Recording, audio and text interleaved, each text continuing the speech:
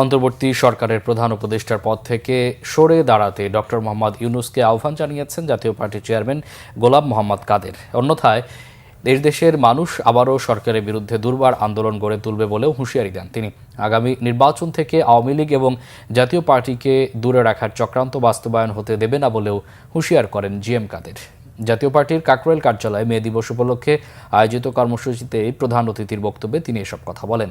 GM কাদের আরও বলেন, এই সরকারের হাতে কোনো সংস্কার জাতীয় পার্টি চায় না।